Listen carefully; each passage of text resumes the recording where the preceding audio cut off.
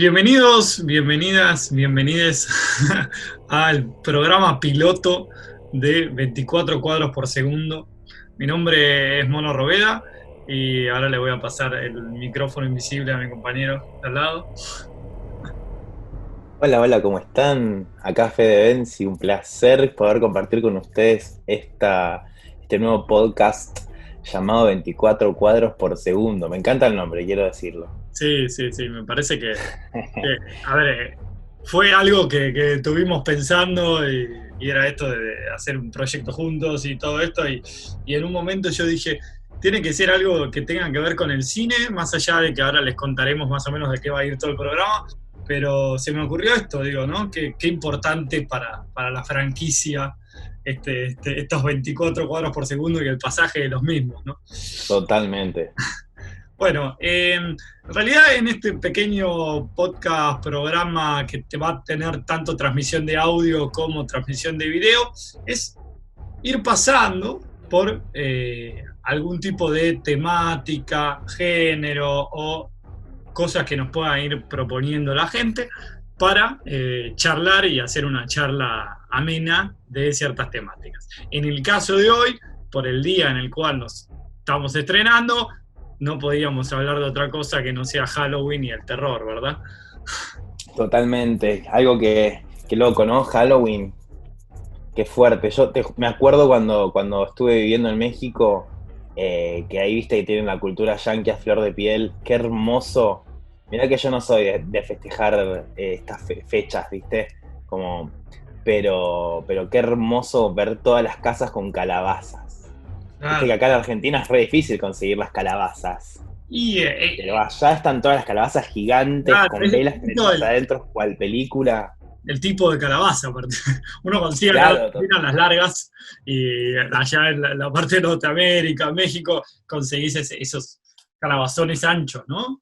y vale decir que es un laburo de locos. O sea, imagínate que lo que te cuesta ya cortar un zapallo anco, imagínate una calabaza de ese tamaño, decorarla, hacerle los ojitos, la boca, vaciarla adentro de la vela, y se toman el trabajo, ¿eh? Horas de producción le meten. Tremendo. Bueno, el primer comentario creo que es el mismo de todos.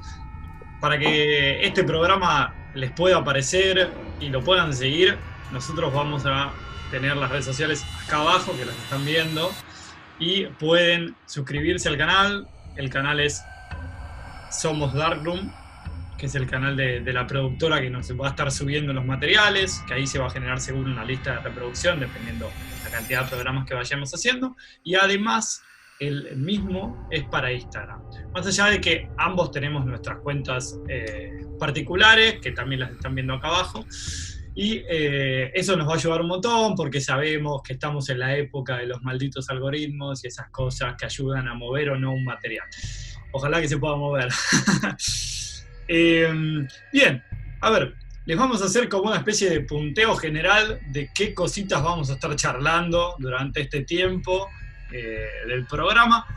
Tratamos de agarrar una temática general, que es el terror, y tratar de ir desde lo macro a lo micro, ¿no? Y viendo esto, dijimos, ¿qué son las cosas que podemos trabajar? A ver, vamos a estar charlando sobre libros, vamos a estar charlando sobre películas, algún tipo de miniserie, algo de eso seguro va a surgir. Lo que Mayormente, vaya surgiendo, ¿viste? claro, Tantos años consumiendo todo, por algún lado tiene que salir. es que sí, sí, me parece que era esto, ¿no? Era charlar sobre qué íbamos a hacer o qué íbamos a hablar y hay tantas cosas que ni siquiera sé si en esta hora y media que estemos acá nos va a alcanzar, porque me parece que es tan amplio el género, ¿no? Y todo lo que Total. trae de atrás, que, que es como muy interesante también ver, nada, por dónde entrar, ¿no? Me parece que esa es la gran pregunta, ¿no? ¿Cómo entras al terror?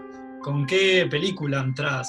¿Con qué libro entras? ¿Con qué historieta? Total, ¿Con viste, qué yo cómic? creo que es un género que ha transitado por tantos estados y ha ido mutando tanto a medida que pasa el tiempo, que a todos, depende de la generación que seamos, nos ha entrado con una peli distinta o con algo que nos marcó, ¿viste? Claro. Es increíble eso, pero escuchás a las distintas generaciones hablar del género y, es un género que sigue trascendiendo y que sigue en pie a pesar de todo, y además de que fue un género, lo sigue siendo, muy infravalorado, ¿viste?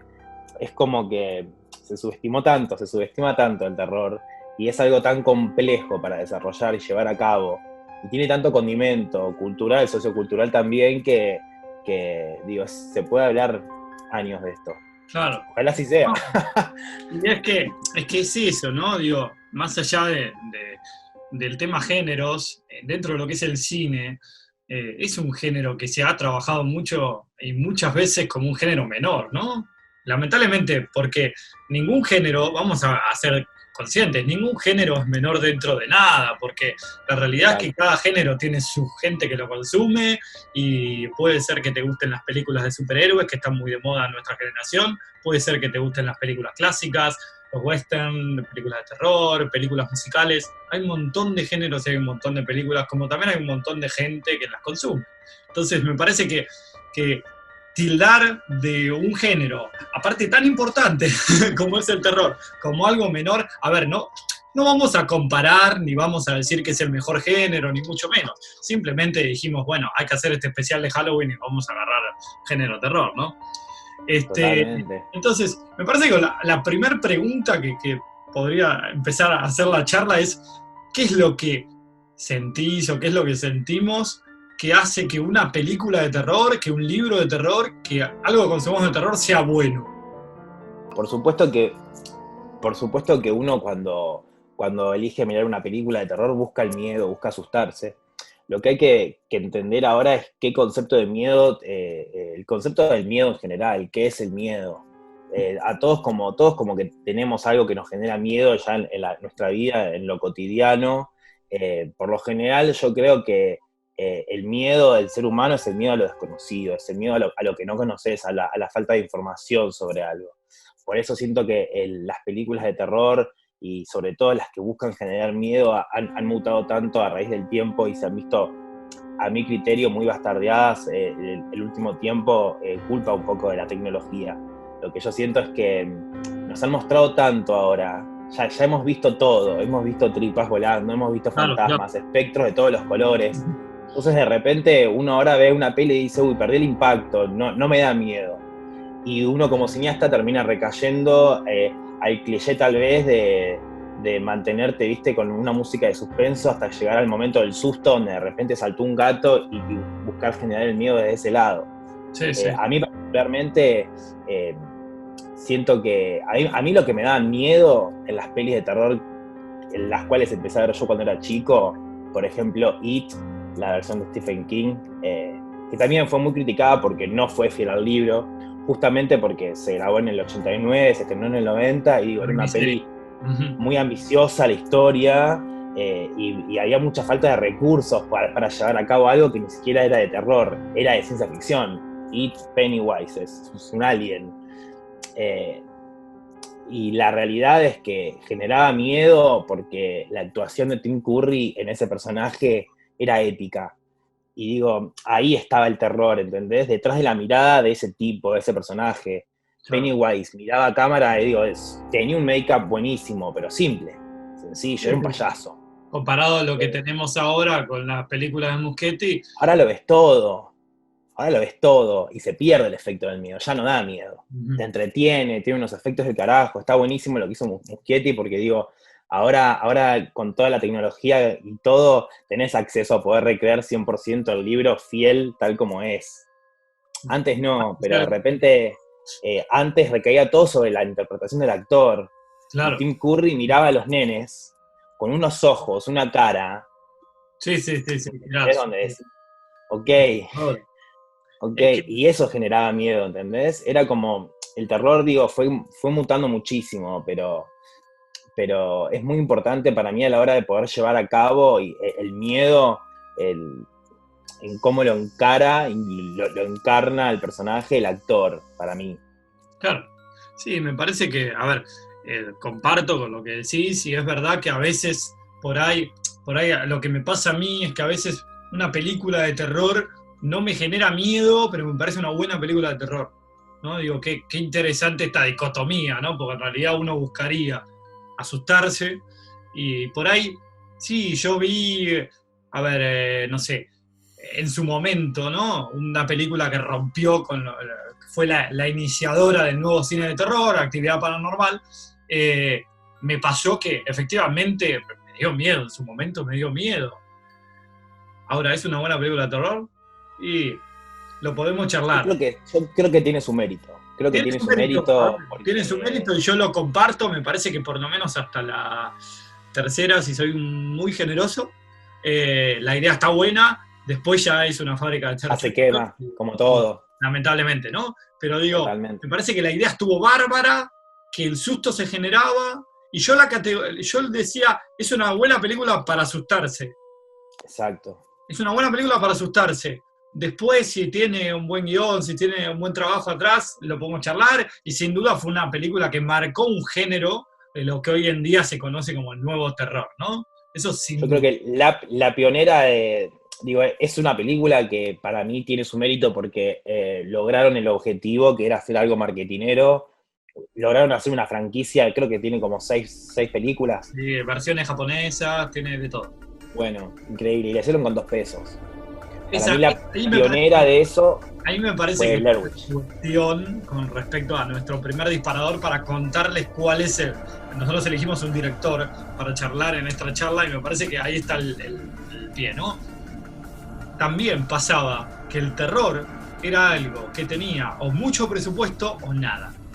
Nada de nada, ¿no? Entonces, a ver, una de las películas más icónicas de lo que es el terror más clásico, sin irse, saliendo un poquito de Frankenstein, Drácula, El gabinete del Dr. Caligari, un poquito más viejas, es Halloween, ¿no? Halloween, El Exorcista, Freddy Krueger, bueno, Pesadilla. Digo, son un montón de personajes, Mike Myers, en el caso de Halloween, que han marcado una generación del terror, ¿no? De este terror que ya no era esta creación monstruosa ni este gran vampiro. Entonces, ¿qué dijimos? Bueno, el director de nuestro programa de hoy es Carpenter porque me parece que lo que hace con Halloween y con mucha de su filmografía es marcar el cine dentro de lo que es la franquicia, dentro de lo que es el cine en general, con algo que pisó fuerte, ¿no? Uno puede hablar de Tarantino, uno puede hablar de Lynch, uno puede hablar de, bueno, Hitchcock, un montón de directores, y además ahí adentro está Carpenter. Y Carpenter era un director que era 100% del género del terror, ¿no? El thriller, el monstruo. Entonces digo, qué impresionante cómo un director puede pisar fuerte al lado de grandes, haciendo un género que hasta más para la época que ahora era considerado menor, ¿no? Entonces, que yo te voy a decir una cosa. Cuando vos haces cine y no tenés recursos y no tenés sobre todo presupuesto, es ahí donde salen las mejores cosas. Ahí sale lo brillante. Sí, porque cuando tenés la falta de presupuesto, tu mayor herramienta es esto. Y ahí tiene que salir todo. Vos imaginate que para hacer Halloween, lo más loco de todo es que la máscara de Michael Myers la compraron, era una máscara de un personaje de Star Trek, no me acuerdo el nombre del personaje. La compraron a $1. $1 les costó a ellos esta máscara mítica que sigue trascendiendo hasta el día de hoy en todas las películas que siguen saliendo de la franquicia. Es una locura. Pero fíjate también cómo tuvieron que resolver esta cosa donde de repente vos, al no tener presupuesto, al no tener los recursos para mostrar todo, tenés que recaer justamente en esto, en qué es el miedo, ¿entendés? En esa época estaba muy de moda, a fines de los 60, cuando sucedió todo en Estados Unidos, bueno, toda la guerra entre los hippies, el Estado, Charles Manson, el culto, las sectas, se legalizan las armas. Hay un montón de cosas sociales que marcan sin duda lo que es la película, sí, ¿no? Totalmente. Más este género que va a surgir, ¿no? Digo, hay un género que surge a partir de este tipo de películas, ¿no? El asesino con el cuchillo que va... Es una idea bárbara porque se contextualizaron en la realidad que estaban atravesando en Estados Unidos en ese momento, donde de repente pasaron de vivir con las puertas abiertas y sin problema alguno, donde todos eran felices y nadie te robaba nada y no había crímenes, a donde de repente había una secta que mataba gente, se legalizaron las armas en Estados Unidos, digo, empezó a haber todo un movimiento tan grande que los padres con hijos pequeños, para contratar niñeras, buscaban a las vecinas del barrio, gente de confianza que ya conociesen. Claro. Entonces ahí es donde nace la idea de hacer Halloween, de un asesino acechando niñeras. Sí, que me parece que ahí está la clave. En realidad, si uno agarra al personaje de Mike Myers, es un joven encapuchado que a simple vista, más allá de que tenga un cuchillo, no te genera más allá de un rechazo. No es un monstruo, ¿no? A ver, no es la cosa del pantano, no tiene nada que ver con The Things, que después es lo que va a trabajar otro tipo de miedo de Carpenter, ¿no? Estos seres, ¿no? Los seres fundadores, diría Lovecraft, que vuelven a la Tierra y que empiezan a tomar venganza, ¿no? Digo, no tiene nada que ver, es un asesino, ¿no? Michael Myers puede ser tu vecino, puede ser tu hijo, puede ser me parece tu que papá, tu amigo, tu pareja, está ahí. Ahí está la clave con respecto al miedo que puede haber generado, ¿no? A ver, siempre que uno mira, esto más para ustedes que nos están escuchando, siempre que uno mira estas películas y todo esto, hay que posicionarse en el momento, ¿no? No solo socialmente, con esto veníamos charlando, pero ¿no? En qué año se estrenó, qué estaba pasando en el mundo, sino en el tipo de miedo, ¿sí? Si uno ve hoy en día esta película, por ahí no le pasa nada, o sea, ni un vientito, ni un escalofrío, pero si vos te posicionás y la ves en su momento y te metés en la trama, yo te juro que algo vas a sentir. Me parece, y por lo menos eso es admiración por el contenido, mínimamente. Total, ahí está el recurso, el mejor recurso que podés usar a la hora de encarar una peli de terror, el contexto en el que estás viviendo. Tal cual. Por eso Scream trascendió como trascendió. Por ejemplo, digo, en el 96 no estábamos acostumbrados a que la gente tenga teléfonos celulares. Entonces de repente estar en tu casa, recibir una llamada telefónica de una persona que está en la puerta, era lo más loco que te podía pasar. Claro. Más de una persona que te dice que te está espiando. Eso es la manera de encontrar el terror ahí. Sí. Esto de que de repente Michael Myers puede ser cualquiera con una máscara y un... Claro, porque en realidad vamos a entrar un poquito más en la trama, ¿no? A esta altura me parece que acá puede llegar a aparecer el cartelito que diga spoiler alert, pero bueno, ya han pasado muchos años. A ver, ¿qué tenemos? Por primera vez, siempre vamos a estar hablando en un principio de Halloween, la fundadora, la original. Después charlamos de las 9 películas que vinieron después y del tráiler que salió el día de ayer, de la película que se estrenará el año que viene. ¿Por qué nos hacen esto? ¿Por qué nos hacen esto?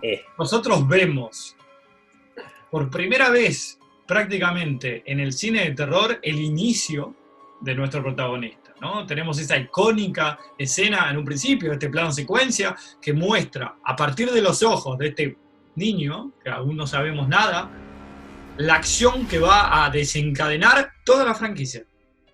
Entonces, me parece que primero, en cuestiones de cine, me parece que el plano secuencia es perfecto, que funciona bárbaro. Tenemos un punto de vista totalmente del protagonista, con la máscara. Nunca antes visto. Claro, la cámara tapada por la máscara. Digo, qué interesante todo esto, porque nunca se trabajó al lente tapado. Siempre teníamos un lente que normalmente visualizaba en su totalidad el plano. Entonces... Y nunca el lente acompañaba la mirada del protagonista. Claro. O sea, fue la primera vez en el cine donde de repente el lente eran los ojos del asesino. Eso después marcó una banda de franquicias como Viernes 13, donde ese recurso lo aplicaron con Jason y con un montón de otros. Más allá del género terror. Eso es algo que implementa el cine hoy en día más. Para cualquier tipo de género, cualquier tipo de película. ¿Qué mejor manera que tratar de hacer lo que se logra en la literatura, que es entrar en el personaje? ¿Cómo haces para narrar a partir del protagonista o a partir de un personaje si vos no te podés meter en la mente del personaje? Bueno, hacerlo a través de la imagen. Ahí está, esto es lo que hicieron. Hacen este plano secuencia, se genera el primer asesinato, que va a ser el que va a lograr explotar todo.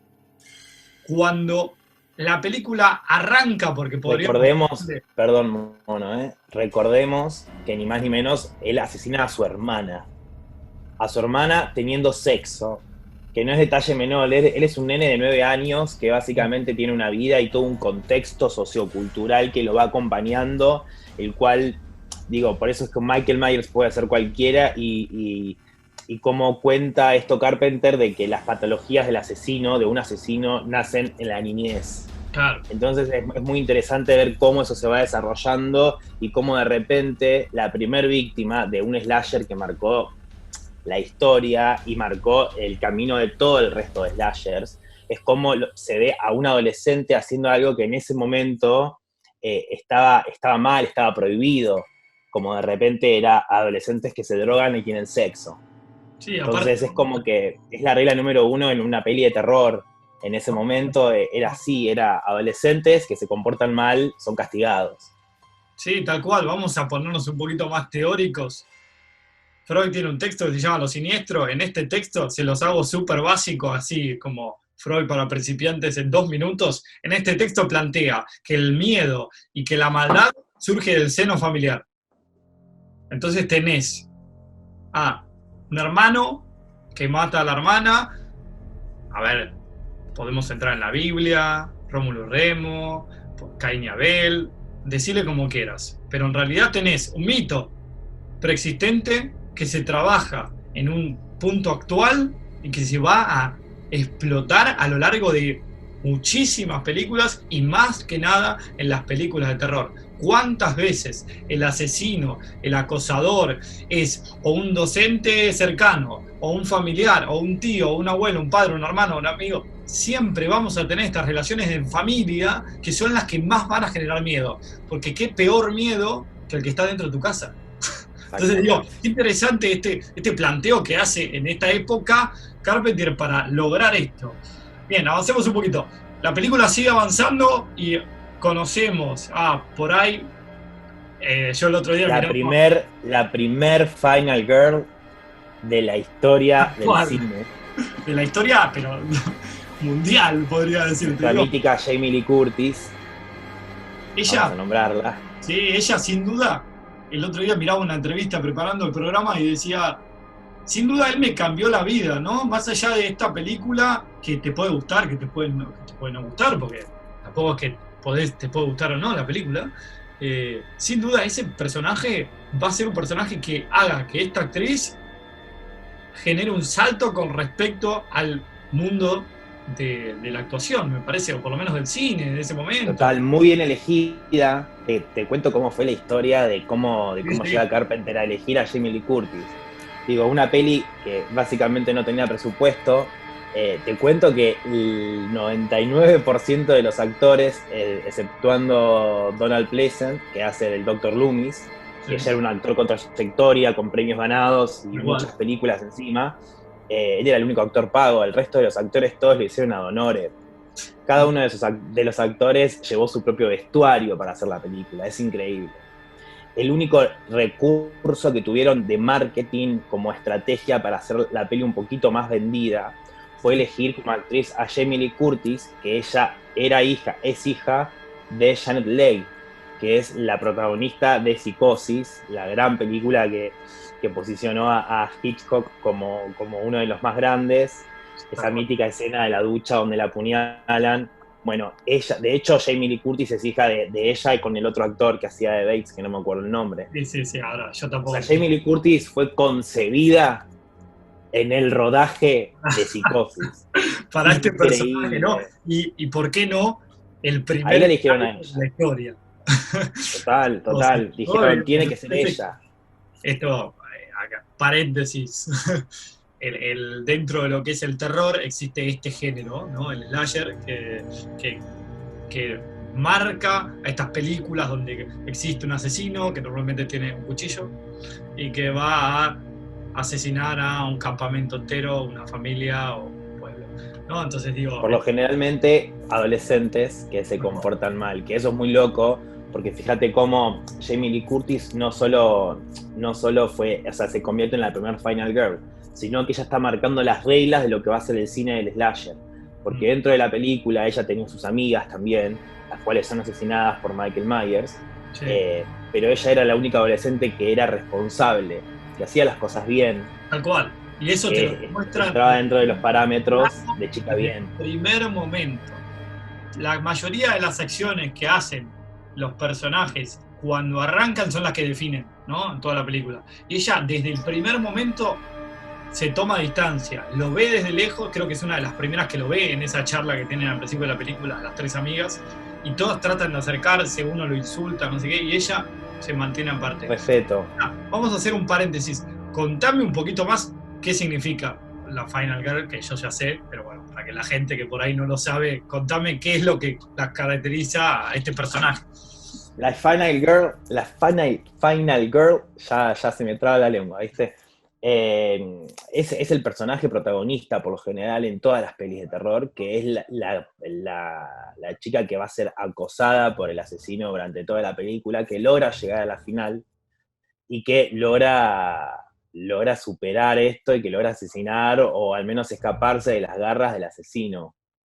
Entonces es como que es un personaje mítico. Y ojo, fíjate qué loco que siempre es una mujer. Tipo, el cine de terror también, ¿viste? Tiene toda una construcción social y toda una conciencia de cómo es una mujer fuerte, es una mujer que puede.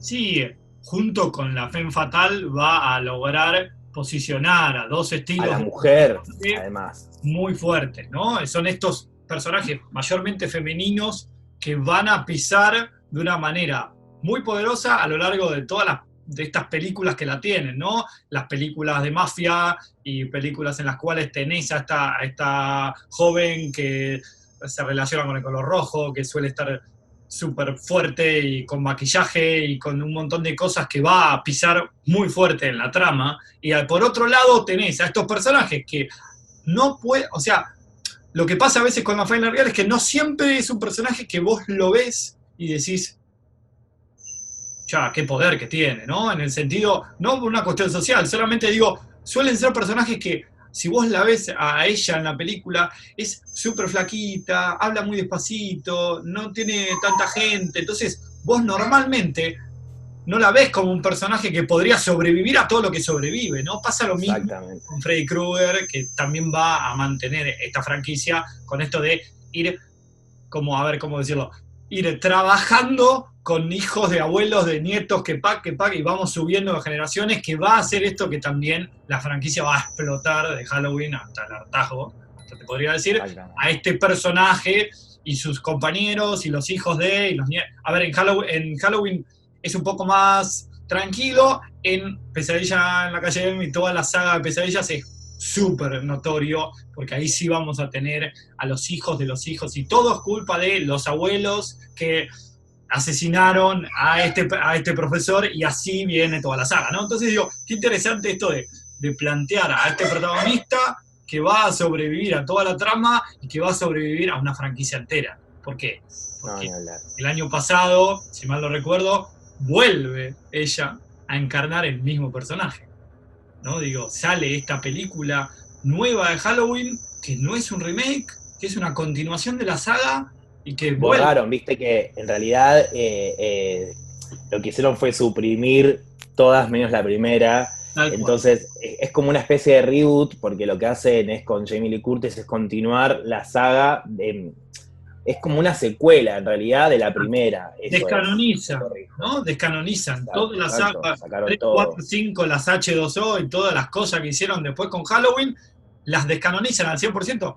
¿A qué me refiero con descanonizan? Siempre lo que vamos a tener en los géneros y en libros, muchas cosas, es un canon aprobado por quien lo crea y algo que está fuera de ese canon, ¿no? Eso está descanonizado. Entonces, vamos a agarrar a Halloween original y la vamos a posicionar como una primera y una segunda, la del año 2019.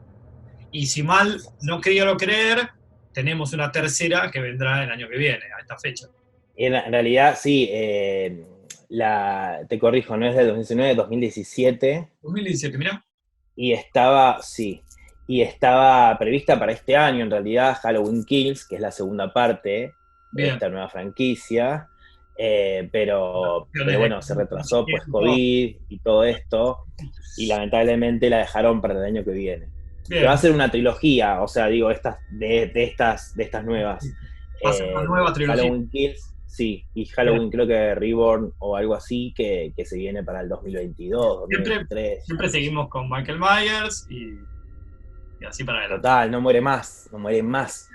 Este, Ya está viejo además. pero digo, a ver, también pasa, ¿no? Con estos personajes, más allá de que él tiene una máscara, con estos actores, ¿no? Que van a empezar a ser reconocidos en franquicia.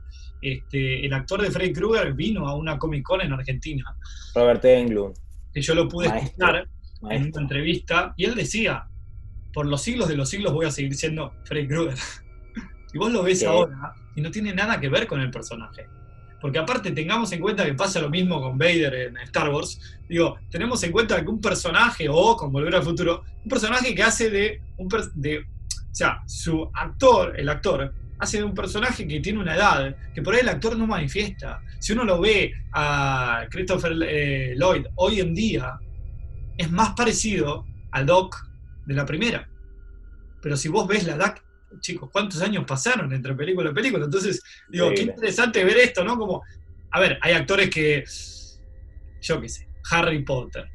Harry Potter, pobre Daniel, va a seguir siendo Harry Potter hasta que sus nietos hagan cine, ¿no? Pero digo, más allá de eso, qué loco cómo el cine puede lograr que haya personajes que se mantengan vivos en los años, porque yo no sé qué puede pasar si me lo muestran ahora. A ver, hay que ver qué pasa con la trama de esta nueva película, que no sabemos nada. Vimos un teaser de 35 segundos. Pero digo, Tremendo, ¿qué qué es lo que manija nos pasa con dejó, algo más del Michael Myers? Digo, en el nuevo canon, no sabemos tanto de Michael cuando está en el manicomio. No, Entonces, total, digo, total. hay un montón en el nuevo canon, ¿no? En el viejo canon nos han destrozado y me han Ya mostrado sabemos todo de todo. a la pulga que tenía en la cárcel, sí, ya lo sabemos. Pero en el nuevo canon, que es lo que queremos creer que Carpenter acepta, digo, ¿qué hay en esto? ¿No? Bueno, bien, pasando un poquito de lado a esto, que si no, nos ahogamos en Halloween. Digo, Carpenter además no solo hace esta película que lo posiciona en un lugar muy fuerte y que muchos grandes cineastas del terror, más actuales y de un género hasta te podría decir más oscuro, Guillermo del Toro,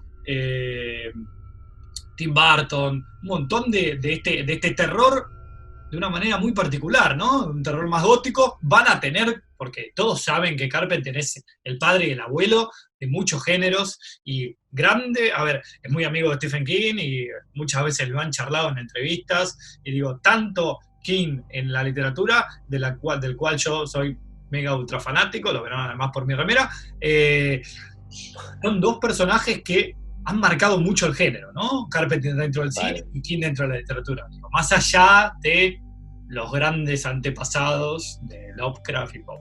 Pero digo, qué interesante esto, ¿no? Entonces digo, luego de esto hay más, porque también lo que pasa es eso, que no se queda solamente ahí. Porque vos me podrías decir, bueno, ¿qué hizo Halloween? ¿Y qué más? No, bueno, hizo Halloween. Qué bueno. No. Carpenter, de lo que... es increíble porque si uno busca en internet, aparece mucho de Halloween, pero mucho menos de lo que uno pensaría. Entonces digo, hay más de Carpenter en la historia, hay un montón de cosas que también están. Digo, y hay películas como La Cosa, de Thing, que marcaron un género de por sí, digo, ¿no? Que además de esto, ¿no? Del trabajo del terror.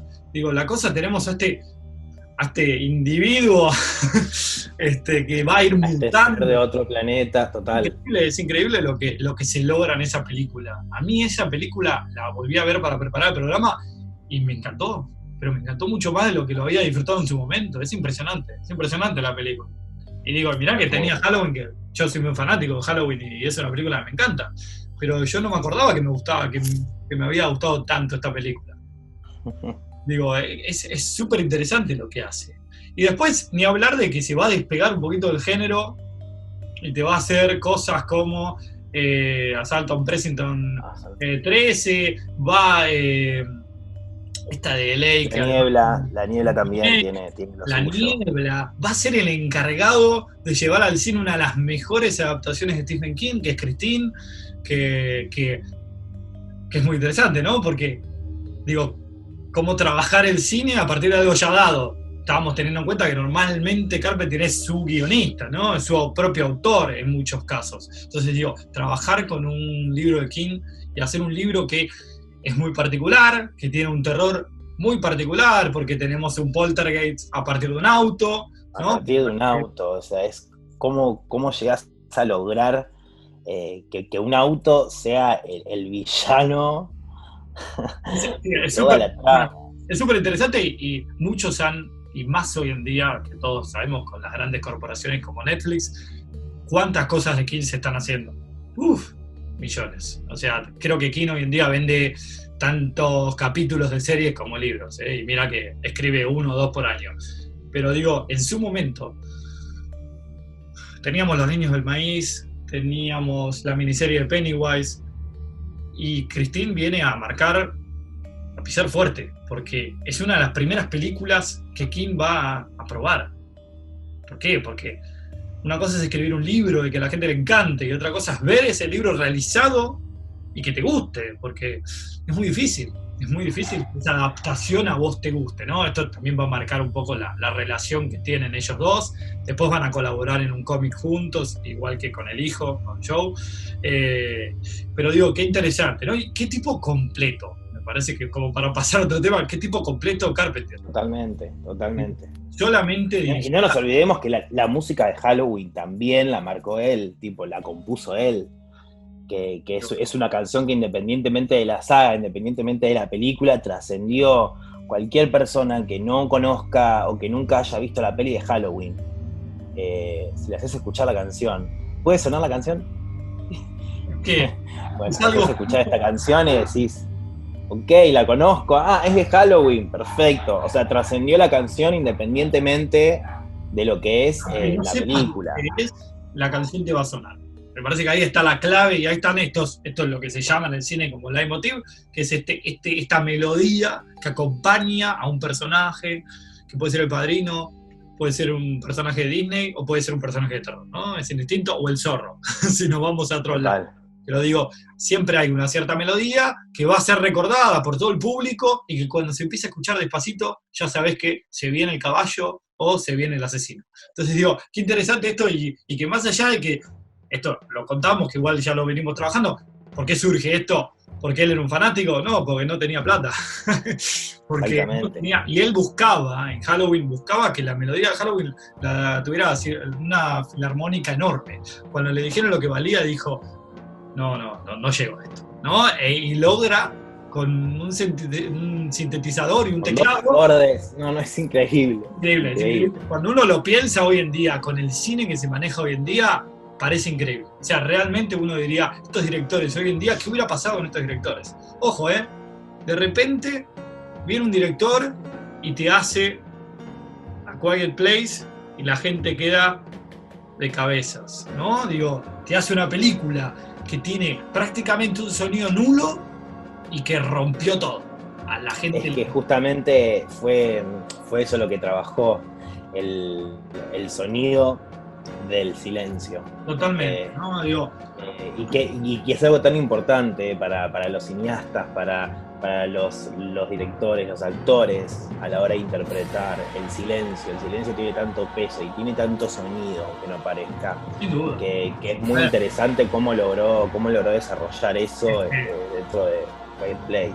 De hecho ahora hicieron secuela, tremendo. Nunca me lo hubiese esperado. No sé, todavía no sabemos mucho, pero bueno, veremos qué pasa.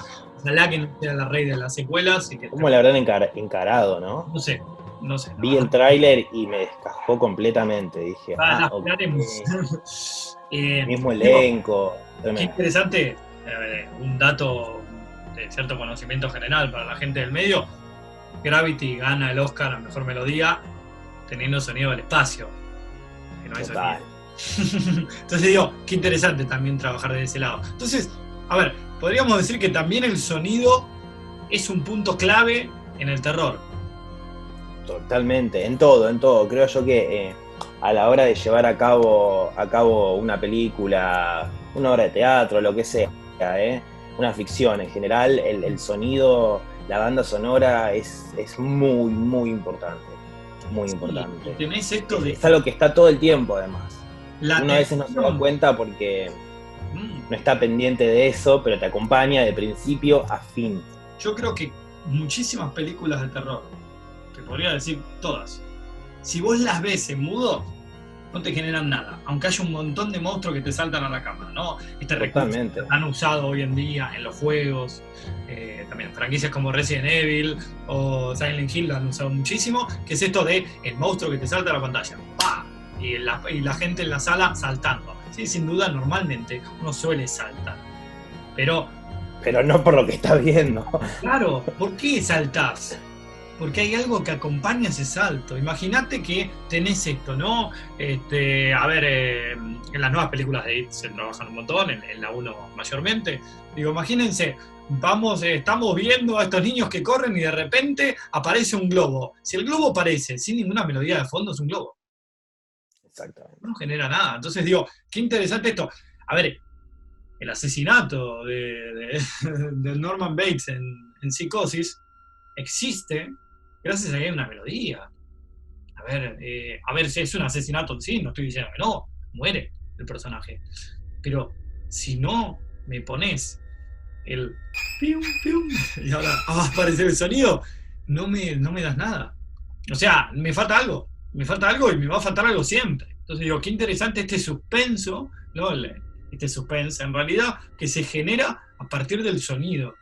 Porque vos tenés una herramienta que los que la saben usar la rompen. O sea, realmente, me parece que ahí está la diferencia a veces entre los cineastas buenos y los comerciales, ¿no? ¿Dónde está el sonido? Digo, bandas sonoras como la de Star Wars o la de Indiana Jones, o yéndonos a otros géneros, han marcado un antes y un después en la historia del cine. Y digo, qué interesante en el terror, porque la mayoría de estos asesinos, monstruos, tienen su melodía. Sí, y la mayoría es películas de bajo presupuesto, por ende tuvieron que resolver todo. Justo estabas hablando y se me venía a la cabeza el ¿no? De Viernes 13, o sea, increíble cómo solo con ese que en realidad dice kill, ma, pero muy distorsionado, o sea, kill, ma, todo lo que te dice. Claro. Distorsionaron ese juego de voces y ahí generaron la melodía de toda una franquicia, como las de Viernes 13, porque cada vez que Jason aparezca en escena, sea la película que sea, va a sonar esa canción. Pasa en todas las películas. La mayoría de estos protagonistas de terror y estos personajes van a tener una melodía que los acompaña. Y suelen ser cosas que son súper básicas, de poco presupuesto, que son, se me ocurre poner esto, bueno, dale, ponelo.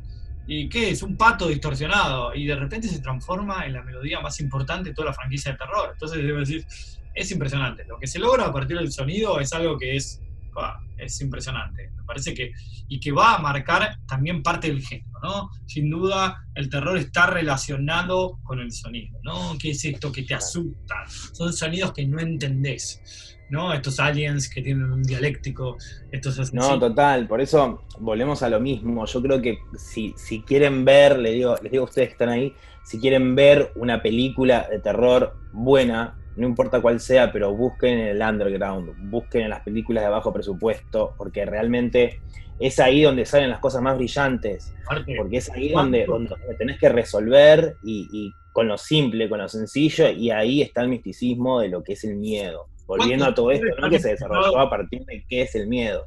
Claro, ¿cuántos directores han empezado con películas de bajo presupuesto?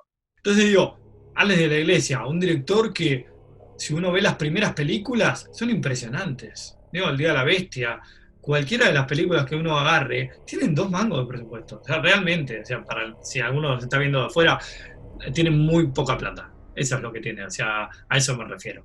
Entonces digo, qué interesante esto, cómo encarar un proyecto con poco dinero y que sea duradero en el tiempo.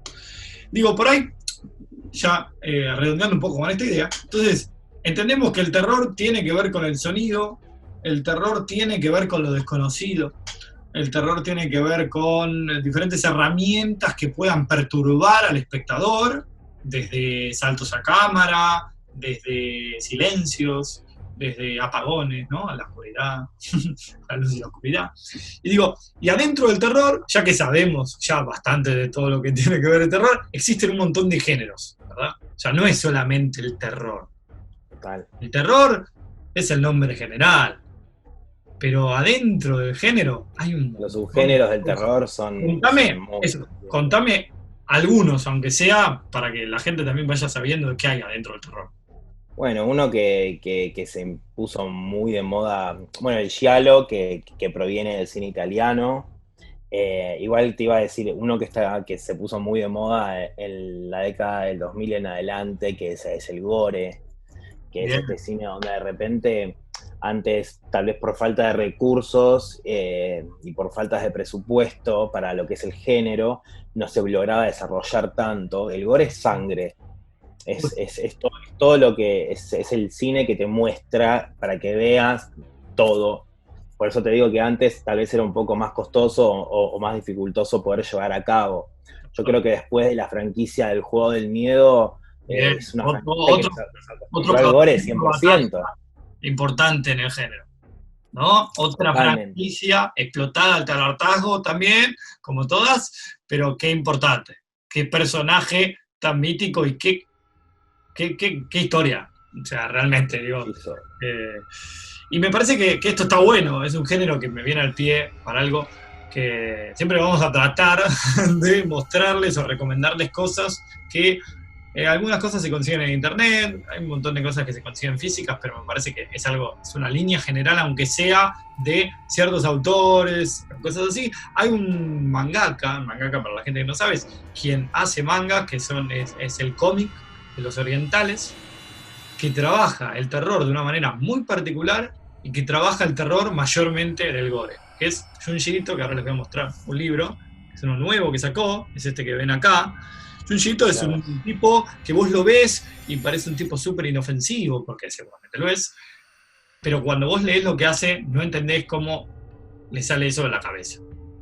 Él vino a la Argentina el año pasado, también en una de las Comic Con. La Comic Con suele traer actores, escritores, bueno, más la Feria del Libro, ¿no? Pero digo, dibujantes, cosas así. Él vino y dibujó en vivo varios de sus ilustraciones. Y es impresionante verlo, porque vos lo ves y habla todo despacito, ¿no? Vemos que los orientales son personas súper correctas y que tienen un tono de voz muy tranquilo y cosas así, y de repente lo ves dibujando las cosas que dibuja, que las pueden buscar en internet.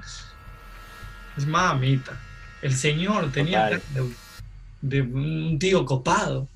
Entonces digo, que el gore es un género que es súper fuerte de impacto. A ver, si vos, Bueno, Hostel, tal cual, ahí digo, tenés el ahí impacto más grande. acá es cuando ponemos tipo advertencia. Si vos te gusta la sangre, mirala. Si no te gusta nada, no se te ocurra acercarte porque el gore es sumamente crudo. O sea, no, a ver, es esto, ¿no? Que muchas veces en el español suele llamarse así, como este terror crudo, que son personajes que se desmiembran a la mitad, que chorrean sangre por todos lados, las tripas colgando por todos lados. Ves todo el cuerpo humano, la anatomía del No, cuerpo humano por... anatomía tal cual, con el gore de una manera importante. Bien, ¿qué otro género hay, además del gore? No sé, el slasher, el gore, el giallo, ¿Qué es el giallo? giallo es como... Creo que el giallo es como el primer género, o sea, es el primer subgénero, a ver cómo te lo puedo explicar igual. Sí, sí, tranquilo. Me bombardo. Es el primer género que el giallo proviene de la literatura de Italia. Es un género de terror el cual ramifica lo que sería el slasher y el thriller psicológico. Bien, bien, perfecto. Entonces, a raíz del giallo, es como acá la cultura americana adopta lo que es el terror slasher, que Perfecto. es esto de slash que proviene de cuchillazo, Sería un cuchillada. delito del Slayer. Exactamente, el giallo Bien, es como el pionero de los subgéneros del terror en realidad. Claro, Que de claro. ahí, bueno, no sé lo que es después el thriller psicológico también. También, otro género, Otro tipo de terror, otro tipo de terror que no deja de ser terror, pero ya empezamos a trabajar de más otro. sofisticado. Empezamos a trabajar con un terror más sofisticado, con un terror más teórico, con miedos más humanos. Entonces me parece que ahí hay un cierto terror también particular que ahí se va a empezar a despegar un poquito y va a empezar a entrar en lo que es el género thriller, que ha pisado tan fuerte que hasta ha generado un propio género y no solamente es un género, ¿no? Entonces digo Totalmente. que Cuántas películas que nos marcaron, Sexto Sentido y demás. entonces de géneros dentro del género, ¿no?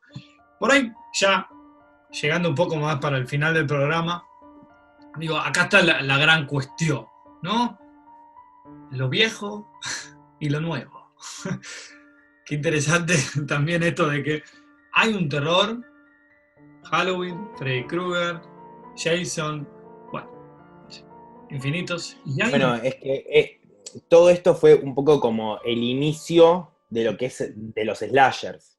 Pero te recuerdo que a fines de los años 80 el slasher empezó a pincharse por falta de ideas, bien, tal lo cual. cual, o sea, la gran mayoría de las películas de terror eran todas secuelas y secuelas de las mismas franquicias como Halloween, Pesadilla en Elm Street, Máquina, Viernes 13, Hellraiser, y hasta que ya las últimas, tipo la 6, la 7, la 8, la 9, la 10, porque se excedían, ya eran básicamente comedia.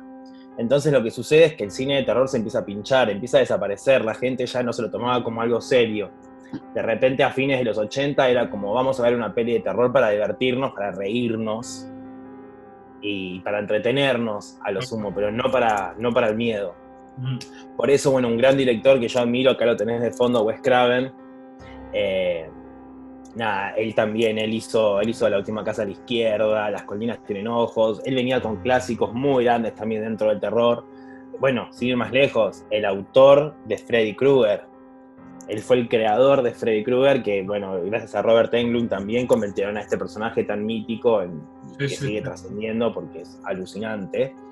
El propio Wes Craven quería ya retirarse y dejar de hacer cine de terror. El terror estaba muriendo. A mediados de los 90, Kevin Williamson, que era un joven guionista que fue a probar suerte en Los Ángeles, escribió un gran guión de terror llamado Scary Movie, y acá no estoy haciendo referencia a la película, sino al nombre del guión de este guionista, Kevin Williamson, el cual era un guión que apareció para romper todas las estructuras del cine del slasher, del cine de terror. Bien. Él quería hacer esta película y él sentía que el director apto para esto era Wes Craven. Lo buscó, lo convenció, le costó muchísimo hacerlo, gracias a que Williamson consigue a la estrella de pop del momento, que era Drew Barrymore. Logra convencer a Wes Craven, el cual dice, ok, hago esta película, hay que cambiar el título. Una semana antes del estreno de la película Scary Movie, él decide llamarla Scream. Y es ahí cuando nace Scream, que es la película que logra reivindicar nuevamente al cine del slasher. Bien. ¿Por qué? Porque rompen absolutamente todas las reglas de las anteriores películas. Claro. Donde de repente vas a ver a la Final Girl romper las reglas de lo que es una Final Girl, que es lo que hace Sidney Prescott, que está encarnada por Neve Campbell, y cómo logra atravesar todo esto, y bueno, también la franquicia de Scream. Pero es una película, es muy interesante porque logró no solo deconstruir todo esto, sino que generar nuevamente una nueva cultura, ya la cultura pop de los 90, haciendo énfasis en lo que son los slashers. Salieron un montón de películas, estilo Se lo que hizo en el verano pasado, Leyendas urbanas, bueno, un montón por ahí. Ya después, llegando al 2000, pasa algo muy loco, que es que se pone el terror muy de moda, pero en Oriente, donde empiezan a salir todas las películas japonesas que conocemos bien, como La llamada, El grito, Una llamada perdida, que son todas películas, por lo general, muy bien hechas y muy buenas, y las recomiendo. Ahí está mi miedo, mío personal. Bueno, empezó a surgir con esas películas. Ahí sí yo daba La llamada, y me pegaba un julepe. Totalmente, porque lo que hacen estas películas de Oriente es indagar mucho en lo que son las maldiciones, en lo que son tipo los fantasmas, los ancestros y Y demás. algo que la narrativa, los libros han trabajado muchísimo, ¿no? Yo ahora les voy a mostrar un poquitito al final del programa, vamos a hacer como una especie de papurrí de cosas para recomendar, y en este caso son libros, y voy a introducir un poquito en esto, pero digo, son cosas que han tomado de cuestiones clásicas y que las han redefinido para hacer cosas, ¿no? Estos Totalmente, campamentos, por eso, de los americanos, y cuestiones que se han trabajado mucho, ¿no? por eso el cine de terror sigue sobreviviendo. Tal cual. Es muy loco, va mutando todo el tiempo, pero sigue en pie. De hecho, bueno, una vez que salen todas estas películas, que fueron al principio de la década del 2000, lo que hace en Norteamérica, bueno, nuestros queridos hermanos yankees, es adaptar esto y empezar a hacer todos los remakes de estas películas. Siempre igual. Que sí, total. Que bueno, pero las instalan y eficazmente, porque realmente yo cuando vi La Llamada, para mí revolucionó el cine que yo estaba acostumbrado a ver. Yo venía de ver slashers, donde el asesino era una persona enmascarada, y de repente acá había una maldición y había, no sé, tipo La Llamada, que estás viendo un video donde de repente te suena el teléfono, y digo, el que tiene todo un trasfondo y tiene una historia, una narrativa bien construida. Hay un personaje que y ahí empiezan a surgir algo que vamos a tratar de no entrar tanto porque si no se nos va mucho el tiempo, pero ¿qué pasa? Y ahí ya, bueno, es una creencia en realidad, en estos mitos, qué tanto es ficción y qué tanto es real, ¿no? Porque ahí empieza a empezar a ver, digo, si uno investiga un poquito sobre una película como El Exorcista, que tiene una línea clara con respecto a la religión cristiana, ya que hay curas exorcistas hasta el día de la fecha. Entonces, hay un montón de anécdotas que se empiezan a conocer de los rodajes, que también tiene que ver con respecto a qué fue real y qué no, y que La Llamada, hay cuestiones así. El Exorcista es muy claro, porque vamos a tener protagonistas que suelen ser jóvenes, hasta niñas, ¿no? Tenemos a la niña del Exorcista, a la de La Llamada, y qué hay atrás de lo que fue la filmación. Se empiezan a meter con cuestiones más heavy, ¿no? Bueno, Poltergeist. Claro, hay una cuestión de que... La famosa maldición de Poltergeist es increíble. A ver, gente, no estoy diciendo que sea verdad, mentira, no vamos a entrar en ese ámbito. Solamente estamos diciendo... No, pero sí yo te digo una cosa. En el momento que vos encarás un proyecto en el que estás trabajando con energías tan poderosas y tan oscuras, es muy probable que esas cosas pasen. Entonces digo, esto estás moviendo energía. El Poltergeist es viejo... 80, sí, 83. No solo la película Poltergeist, que bueno, empezó a darle nombre a algo que existía hace millones y millones y millones de años, que era como almas, como antepasados, cuestiones de gente portales, que se va a empezar a tomar objetos y generarles vida. Digo, puede ser algo de terror o puede ser Mulan con los dragones y sus antepasados que están adentro de estatuas, ¿no? Digo, el Poltergeist no es simplemente algo que produce miedo. A eso quería llegar, en realidad. Mayormente sí, ¿no? Y esto se le da lugar por esta mítica película que genera eso. Estos diferentes situaciones que hay con las cuestiones de espectros y mitos y cosas así, van a dar lugar también a un montón de historias que se han generado a partir de rodajes.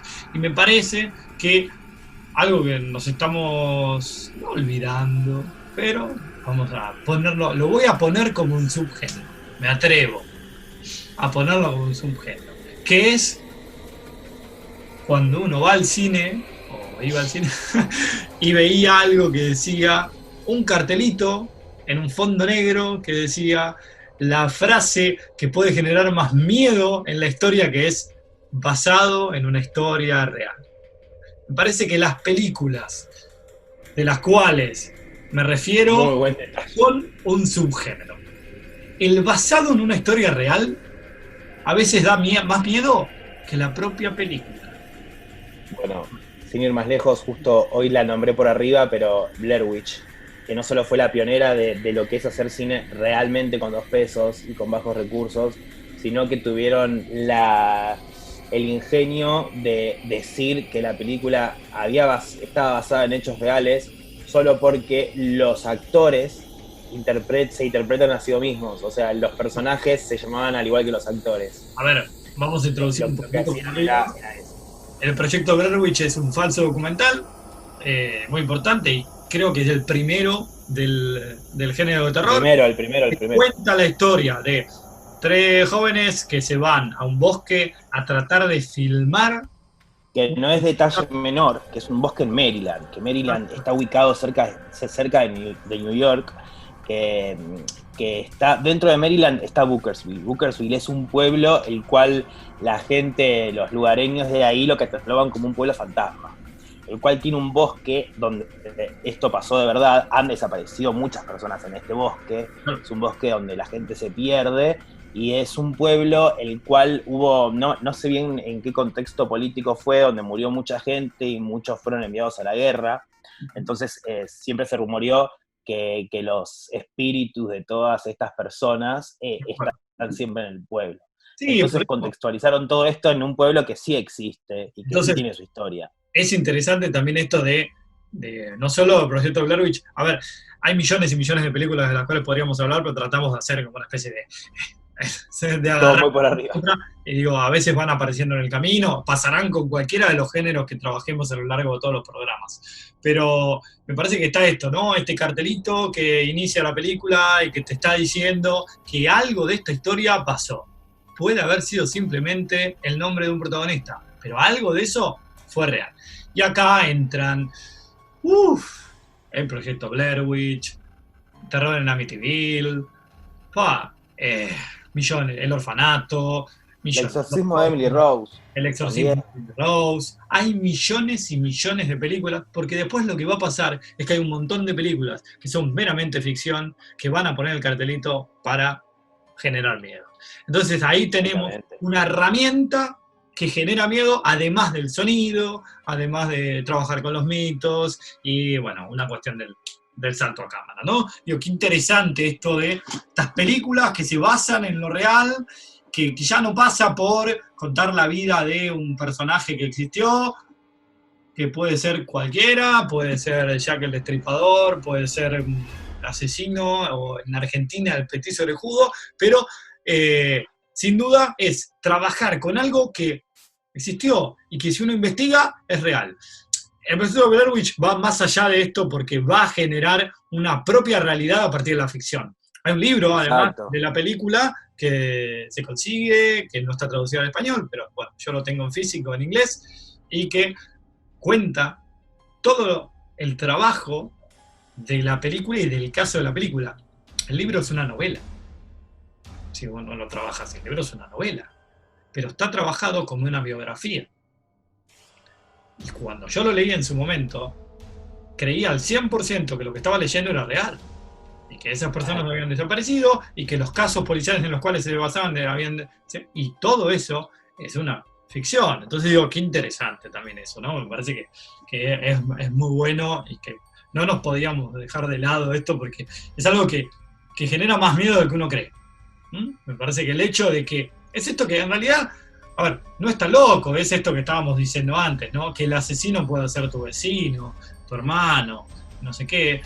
Si a eso además le agregás que esto está basado en algo que pasó, en un asesino que pasó, en un asesinato que pasó, en cualquier monstruo que realmente pasó, la mayoría de estos grandes personajes han sido basados en algún asesino particular, algún caso particular, alguna situación paranormal particular.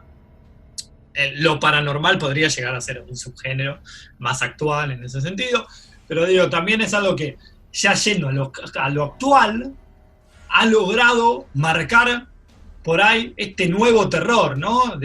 Fede recién hablaba de esto del terror que había empezado a desaparecer en los 90, 2000 y que estaba ahí nadando, dulce de leche, como diríamos nosotros, y que de repente se reivindica a otro terror y otra vez, ¡boom!, terror de vuelta. Entonces digo, también esto ya, ¿a qué veníamos con esto? ¿De qué estábamos hablando? Digo, del terror clásico y el terror actual, ¿no? Entonces, este terror actual empieza a resignificarse a partir de esto, ¿no? De películas basadas en historias reales, de cosas que podés ir, de un bosque que existe, de una casa que existe, de un tipo y podés ir caminando, y la mayoría de los libros de Stephen King transcurren en Maine. Maine existe, es donde vive él, está la casa de King, que es muy particular. Entonces, digo, trabajar con algo que la gente pueda llegar a ir, conocer, leer o estudiar, es otro mambo, ¿no? Entrás en otro mundo y empezás a trabajar Totalmente, con totalmente. otro tipo de cosas. Hoy en día creo que existen un montón de películas de terror que son importantes para la franquicia actual. Yo personalmente me cuesta mucho consumirlas. A mí el terror actual es algo que no me atrae. Más allá de Igual, que ojo, yo creo que estamos en un buen momento. Creo que estamos en un yo momento lo digo a nivel donde personal, ¿no? totalmente, totalmente. Yo también soy un gran fanático de las pelis viejas, yo soy muy ochentoso, muy noventoso, pero siento que el terror nuevamente está en una época donde logra reivindicarse. Hay muy grandes directores como Ari Aster, bueno, Jordan Pelé con Get Out, todo, está bien que no es exclusivamente terror, pero sí lo que hace Ari Aster con Hereditary, con Midsommar, me parece Bueno, que ahí tenemos parte de las películas que vi pero ¿qué hace? y que te Toma puedo... recursos, son películas con mucho presupuesto, Claro, planteadas desde un lugar donde, ¿qué haríamos si no tuviésemos este presupuesto? claro. Sí, sí, sí. Entonces entran en lugares que son realmente muy de la psiquis humana y primero que tienen actores del carajo, que es un condimento muy importante para hacer una película de terror porque es un género difícil de actuar. Yo como actor creo que el género más difícil que me ha tocado interpretar es el terror. Bien. Sinceramente, es como. Ujú. Me parece que es muy difícil, y eso que es mi género favorito, pero me parece que es Sí, sí. muy difícil de encarar. Eh, bueno, son películas que no solo tienen, te hablo particularmente de lo que son Hereditary y Midsommar, que creo que merecen ser nombradas dentro de este episodio, eh, que no solo tienen muy buenos actores, sino que tienen recursos narrativos increíbles. En el caso de Midsommar, lo que el tipo plantea es, ¿el terror es solo de noche? ¿O qué pasa en un lugar donde hay 24 horas de sol, por ejemplo, ¿no? O de repente encarar los ataques de pánico de la protagonista, donde te hace realmente estar en la piel y sentir, porque digo, cuando te agarra un ataque de pánico, soy un dichoso, nunca me pasó, pero conozco mucha gente que sí, es lo más normal, lamentablemente, uno siente que se va a morir, y la sensación que te genera es, me voy a morir, y realmente te logra traspasar la pantalla y logras generártelo. Además que incluye un factor que es muy común hoy en día, que son los cultos y las sectas, eso me parece que requiere otro subgénero aparte, porque, y que a mí particularmente, hoy en día es lo que más terror me da, ver una película de un culto de una secta, porque estamos rodeados de eso y está lleno. De hecho, hay muchas personas que son parte de sectas y cultos y no se dan cuenta o no lo saben aún. Y nada, y me parece que a lo que más hay que tener miedo hoy en día es a la sociedad, estamos todos muy locos y hay que tener un poco de cuidado con eso.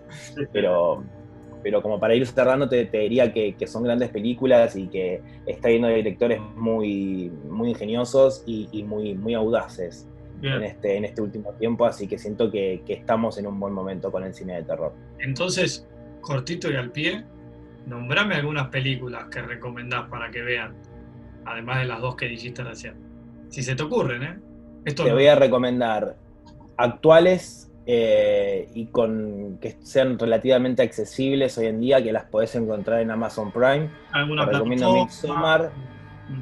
Midsommar y Hereditary, que son de Ari Aster, y te voy a recomendar la remake de Suspiria, que a mí me pareció que está muy bien realizada y muy bien hecha, de una película que también marcó muchísimo el cine y el cine italiano, del maestro de Darío Argento, y que es una remake que está muy bien lograda. Muy Así bueno. que recomiendo esas tres. Bien, bien. Después Las tenemos recomiendo de verdad, mírenlas. sí, sí, sí, sí. Mírenlas y después me escriben por Instagram y me Todo lo que, cuentan qué les todo lo pareció. que decimos, eso después está, eso además está decir, si alguno tiene alguna película que vio, que le gusta, todo lo deja por acá abajo en los comentarios y todos vamos trabajando a partir de eso. Nosotros conocemos Total. mucho, pero el mundo es infinito, gente. Entonces, me parece que está buena. Get Out es una película que, sin duda, más allá de que no pertenece al género de terror propiamente dicho, es una buena película, es una película recomendada para la gente que le guste las películas de terror y esos momentos de pasar un poco de miedo. Yo te podría decir que podría recomendar Black Mirror como algo de terror, más allá de que parezca una pavada, porque me parece que es una serie que trabaja una temática muy particular, que mucha gente ya la vio, pero hay un montón de gente que no la vio y no le da una oportunidad, y para mí hay que darle una oportunidad, y más en estos momentos en los cuales vivimos en un gran capítulo de la serie, entonces está bueno darle la oportunidad. Como acabo de decir, yo no consumo tanto el terror de ahora, así que háganle caso a él. Que sin duda, por lo menos las que nombró, yo ya las vi y doy fe a que son muy buenas. Bien, ¿qué vamos a hacer? Cortito y al pie, les voy a mostrar un poquito dentro de lo que es la literatura, que es otro mambo. Pero bueno, a ver, yo soy un gran lector y me parece que siempre está bueno recomendar cuestiones, autores, libros, que por ahí, la mayoría de las cosas que les voy a mostrar se encuentran en la web fácilmente. Hay un montón de maneras de conseguir, los libros digitales, hay un montón de páginas que los venden y además la mayoría son ediciones nuevas y que las pueden conseguir y está buenísimo porque leer cosas de terror en tiempos raros y difíciles también suma. No me pregunten por qué, pero suma, ¿no? Entonces digo, yo lo que traté de hacer es hacer como una especie de orden con respecto a los años. Más o menos, ¿no? Como para que más o menos tengan una idea de, vamos a empezar de lo más antiguo y vamos a terminar en algo más actual. Todo esto que les voy a recomendar es algo que es 100% recomendable, háganme caso, aunque sea, denle una ojeada. Voy a recaer en algunos clásicos, otros no tanto, pero está bueno saber. Bien, voy a levantar a Hugo, mi amigo, y les voy a mostrar un poquito. Bien, vamos a empezar con el abuelo Poe, este autor tan particular y del cual nacen muchas de las historias que se trabajan hoy en Muchísimas, día, muchos de los muchísimas. personajes. Es un autor, a ver, a mí me pasa que Un con gran la pionero, literatura, Poe. a mí me parece que con la literatura a veces siento más miedo que con el cine. Realmente lo digo. ¿Por qué? Porque la literatura Bueno, es está que toda acá la adentro. literatura Entonces, tiene totalmente la entonces, magia de la literatura. es un género que a mí me parte, mi género favorito dentro de la literatura sin duda es el terror y lo leo desde que empecé a leer. No empecé a leer tan chico, pero digo, desde que Yo leo, empecé a leer desde muy chiquito R.L. Stein, imagínate. yo tengo la suerte de tener un libro de R. L. Maestro Stein del... firmado por él, no lo conseguí, no, yo no lo hice firmar, sino que lo conseguí. Es un genio, la mayor parte de mis miedos de la infancia, de la cual tengo más recuerdos, son de la mítica serie Escalofríos, que acá en Es Argentina se que pasaba por Fox Kids, escalofríos, creo que se llamaba. claro que sí. Es Magic impresionante. o Magic Kids. Magic Eh, Kids, creo, no me un acuerdo. gran autor de literatura para niños. Es impresionante. Yo les juro que léanlo ahora, es 100% recomendable. No está en esta lista porque no me entraba la pila, sino. Pero es un autor muy bueno, muy divertido. Me parece que hoy en día uno se puede divertir. Hay un par de películas, hay 2 películas ahora que se hicieron, llamémosle remakes, protagonizadas por Jack Black, que están buenas para divertirse un rato. Bien, entonces tenemos a Poe. Alguna vez todos escuchamos hablar de Poe y del Cuervo y del Corazón Delator y un montón de cosas más. Además, Edgar como Allan dato de Poe. color, Poe tiene poemas. Busquen los poemas de Poe. Poemas. Poemas. Búsquenlos. Tienen poemas. Realmente es algo que la gente no sabe de Poe en el común y son impresionantes. Impresionantes, ¿eh? Claro. Solamente lo voy a decir. Bien, otro abuelito conocido, Lovecraft. Bien, Lovecraft va a ser prácticamente el primero en la literatura que va a trabajar con estos personajes antiguos de la Tierra o de otras tierras que van a tomar venganza, pongámosle, con las cosas que se hacen. Es un personaje que trabaja mucho con la naturaleza de las cosas, ¿no? Con la naturaleza humana y con lo que han hecho con la naturaleza, ¿no? Tenemos desde La montaña de la locura, que es uno de mis libros favoritos, como Los mitos de Techul, o un montón de cosas, y ha generado hasta una propia creencia religiosa, ¿no? A través del Necronomicon, por ejemplo. Entonces digo, Lovecraft es un tipo, o sea, tanto Poe como Lovecraft son los dos pilares para iniciar con todo lo que tenga que ver con la lectura de terror. Bien, vamos a ir un poquito más adelante y vamos a trabajar. A ver, este es el momento en el cual todo se pone blanco y negro. ¿Puede ser que me equivoque con los años? Sí, tal cual. Pero ténganme conciencia y fe. Volvimos al color. Bien, lo que les decía. Bien, entonces tenemos a mi autora favorita de todos los tiempos dentro de lo que es el terror, que es Mary Shelley. Mary Shelley es la creadora y madre fundadora de Víctor Frankenstein y su famoso monstruo. Es una autora que es impresionante hasta por donde lo veas. Es increíble lo que hace esta mujer. No dejen de leer a Mary Shelley porque es impresionante lo que hace. Cualquier cosa que haya pasado por su letra es increíble. Y además tenemos a uno de los pilares del terror de la literatura, nombrando también a Bram Stoker, que no lo traje, está acá atrás, pero no lo traje, con su Drácula, y a Mary Shelley con Frankenstein. que van a dar pie a un montón de adaptaciones y personajes y franquicias y franquicias y franquicias. Bien. Total. Siguiendo con las autoras, Shirley Jackson. Shirley Jackson se hizo mega conocida en los últimos años. ¿Por qué? Porque el generador número 1 de material compró los derechos y hizo una serie que se llama La maldición de Hill House. No está parecida al libro, casi nada.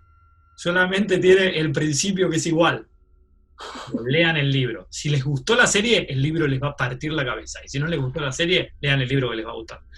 Shirley Jackson, una autora que mi autor favorito, King, la ha tomado muchas veces para generar pequeñas frases en el libro, le ha sacado ideas, le ha robado un par de cositas. Shirley Jackson es una autora que es impresionante el tipo de terror que maneja. Es un terror mucho más real, el de Shirley Jackson. La maldición de Hill House es un librazo. Además tenemos una nueva adaptación de lo que es la compañía que hizo Shirley Jackson, que hizo Hill House, quiero decir, que hicieron ahora una especie de adaptación de Otra vuelta de tuerca. Yo todavía pido disculpas, no la vi, me estoy reservando a tener tiempo y verla de un tirón. Dicen que está buena. Dicen que está buena y Netflix tiene un par de cositas que valen la pena dentro de lo que queda. Bien, otro personaje que va a ser muy importante para la literatura de terror, Richard Matheson. Richard Matheson va a ser el primer libro en el cual tenemos una casa maldita, ¿no? Este poltergeist tan conocido que es las mansiones encantadas con cementerios antiguos enterrados abajo, con asesinatos, parejas que no terminaron de juntarse y pasó algo. Este libro es impresionante. La Casa Infernal, que es uno de los libros pilares de Richard Matheson, es un despelote. O sea, realmente genera miedo, pero tenés que dejar el libro de lado y seguir con otra cosa, porque es impresionante. Y además, acá está el señor, el mejor de todos. No sería el libro. Y esto puede ser infinito, pero quería traerles un poquito también para ver que dentro del terror hay un montón de cosas. Sí, está muy buena la literatura y está bueno que promovamos eso. Leer. Está bueno y leer no cuesta nada. Leer es cultura y es sabiduría. Propia. Stephen King. No hay mucho más de introducción para hablar de King. Ahora, King. No tengo Carrie, no tengo It acá. No, yo lo que tengo es Danza Macabra. ¿Qué es Danza Macabra? Danza Macabra es un análisis de King sobre el terror. Literalmente King hace una tesis entera en la cual va a trabajar en la literatura, en el teatro, en el cine y en cualquier cosa que tenga que ver con el terror. Y va a explicar... ¿Qué dataza estás tirando acá, Este es un librazo. Sabés que me dieron ganas de leerlo, no lo leí. Un librazo, es un libro raro. No, me Advertencia. imagino. Es un libro raro. Es un libro raro en el sentido de que no es para cualquiera, de que los costos subieron bastante porque son ediciones viejas. A veces lo que pasa con los libros es que cuando no se reeditan suelen valer un poco más. Esta es una edición española, ya de por sí vale más cara.